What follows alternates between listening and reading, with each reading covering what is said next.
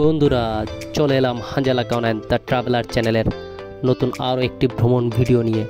বরাবরের মতন সঙ্গে আছি আমি হানজালা কাওনাইন। আজ আপনাদেরকে রাঙ্গুনিয়া উপজেলার দর্শনীয় স্থান এবং আকর্ষণীয় স্থান Rangunia aviary and eco park নিয়ে আলোচনা করব।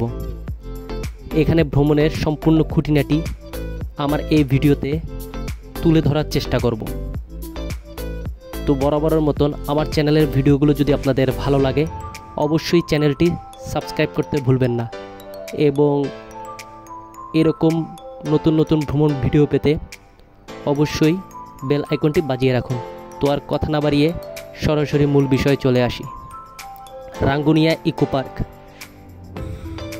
রাঙ্গুনিয়া ইকো পার্কের মনোরম দৃশ্য, পাখির শব্দ, ঝর্ণার আওয়াজ সব কিছু মিলিয়ে এক প্রাকৃতিক সৌন্দর্যে মুখরিত স্থান, যেটি আপনাকে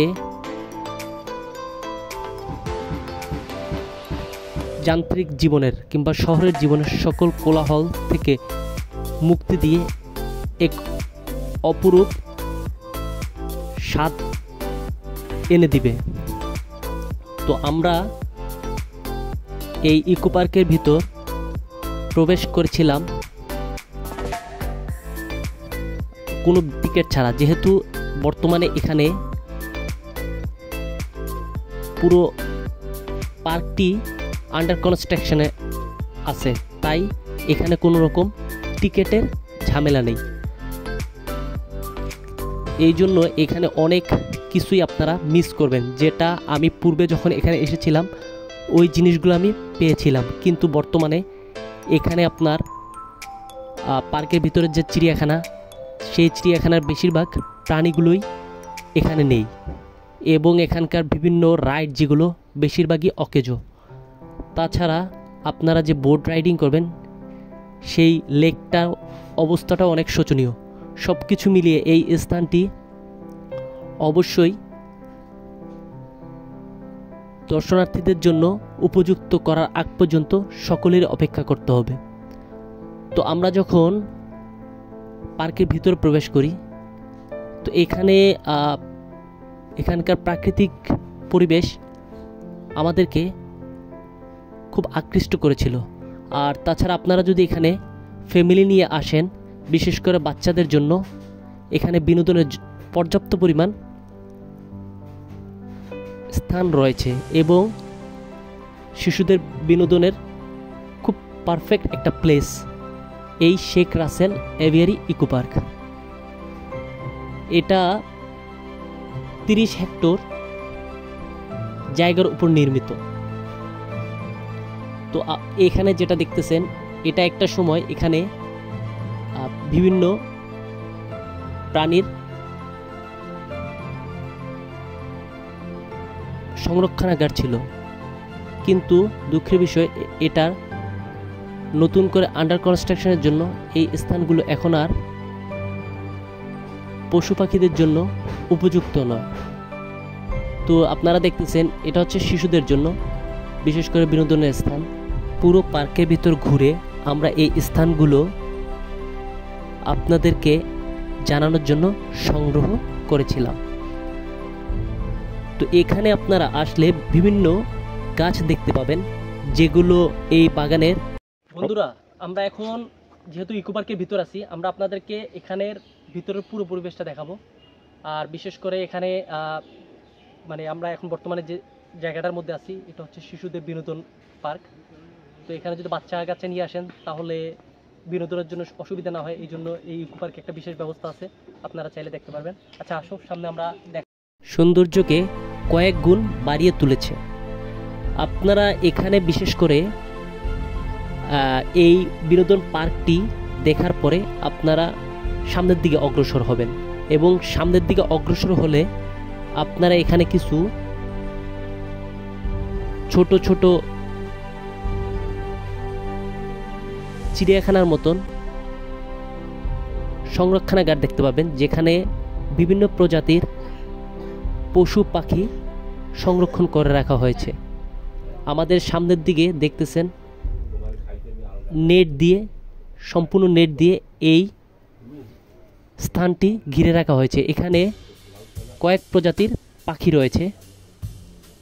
এর মধ্যে আমরা আপনাদেরকে এই উপরের যে ময়ূর, এই ময়ূরটি আপনাদেরকে দেখাচ্ছি। একটি কথা না বলেই নয়, পাখির কলকাকলি আর শান্ত পরিবেশ এমনই এক জায়গা এই রাঙ্গুনিয়া ইকো পার্কটি। সীতাকুণ্ড ইকো পার্ক এবং বাঁশখালী ইকো পার্কের সাথে এই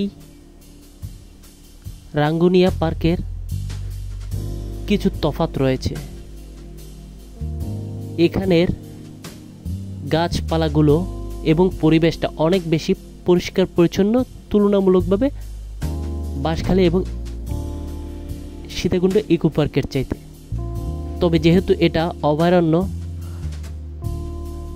রাঙ্গুনিয়া ইকো পার্ক, তাই এখানে পশু প্রাণীগুলো অনেকটা চিড়িয়াখানায় যেভাবে খাঁচায় পশু পাখি সংরক্ষণ করা হয়, ঠিক এখানেও ওই রকমভাবেই সংরক্ষণ করা হয় এবং প্রত্যেকটা পশু পাখির প্রজাতি, নাম এবং আরও অন্যান্য বর্ণনা সহকারে খুব সুন্দর করে খাঁচা করে সংরক্ষণ করা হয়। তো এটা এই ফুল গাছটা আমার কাছে খুব আকর্ষণীয় মনে হয়েছে, তাই আমি এটা আমার এই ভিডিওতে তুলে ধরার চেষ্টা করছি। তো আপনারা দেখতেছেন এখান থেকে এখানে আমি অনেক পুরাতন কিছু শকুন দেখলাম, যেগুলো এই খাঁচায় রাখা হয়েছে। আর এই ইকো পার্কের পরিবেশ সংরক্ষণের জন্য এবং এখানের সৌন্দর্যটা আরও বেশি বেড়ে যায়, কারণ এখানে ভূপ্রকৃতিটা আপনার খুবই অসাধারণ। আপনারা এখান থেকে শকুন দেখতেছেন। তাছাড়া এখানে একটা মজার রাইড ছিল, যেটা বর্তমানে অকেজো, সেটা হচ্ছে কেবল কার। আশা করি 2026 সালের আগেই এটা আবার নতুন করে চালু হবে, তখন এই রাইডগুলো আপনারা চালাতে পারবেন। তো এটার সংস্কার কাজ কমপ্লিট হতে 2026-এর কাছাকাছি সময় হয়ে যাবে। আমি এখানকার সুপারভাইজারের সাথে কথা বলছিলাম, তো উনি আমাকে এরকমেরই জানিয়েছিল। আর এগুলো যাত্রী ছাউনি আপনারা দেখতেছেন। অনেক সময় যাত্রীরা দীর্ঘ পথ অতিক্রম করার পর কিছুটা বিশ্রামের প্রয়োজন পড়ে এবং তারা এখানে এসে বিশ্রাম নেয়। আমরা মোটামুটি পার্ক পুরো ঘুরে লেকের ধারে চলে এসেছিলাম। তো লেকের ধারে আপনারা যখন আসবেন, এখানের কিছু ব্রিজ এবং কিছু বাড়ি আছে, যেগুলো খুব সুন্দর চাল দ্বারা পরিবেষ্টিত এবং প্রকৃতিটা এখানে অন্যরকম এক রূপ ধারণ করেছে। আপনারা এখানে না আসলে কখনোই এটা বুঝতে পারবেন না। তো এটা আমার বন্ধু সামি, যেহেতু আমরা একসাথে গেছিলাম। তো আমরা এখন ব্রিজটা অতিক্রম করে আমরা আপনাদেরকে এই প্রকৃতিটা দেখাবো।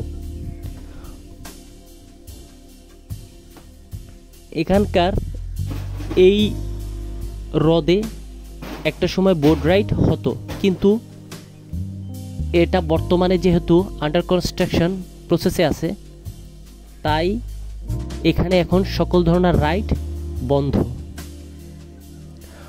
তো এখানে আপনারা যদি বাহির থেকে আসতে চান তাহলে কিভাবে আসবেন এবং এখানে কোথায় থাকবেন, কি খাবেন, তার জন্য আপনারা চট্টগ্রাম এবং চট্টগ্রামের বাহির থেকে যদি আসতে চান, সর্বপ্রথম আপনাদের বদ্দারহাট আসতে হবে।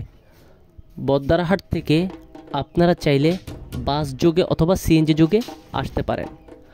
বাস যোগে যদি আপনারা আসেন, সরাসরি এই পার্কের সামনে সুপারভাইজারকে বলে দিলে ওনরা আপনাদেরকে এখানে নামিয়ে দিবে। ভাড়া সর্বোচ্চ 80 টাকা থেকে 90 টাকা নেবে এবং সিএনজি যোগে আসলে আপনাদের 100 থেকে 110 টাকার মতন খরচ হবে। আর এখানে খাওয়া দাওয়ার জন্য আপনাদের বিশেষ করে বেশ ভালো মানের কিছু রেস্টুরেন্ট আছে, ঘরোয়া পরিবেশে আপনারা এখানে খেতে পারবেন। এবং থাকার জন্য আমি আপনাদেরকে পার্সোনালি রিকমেন্ড করব, যদি আপনারা থাকতে চান তাহলে কাপ্তাইতে চলে আসতে পারেন।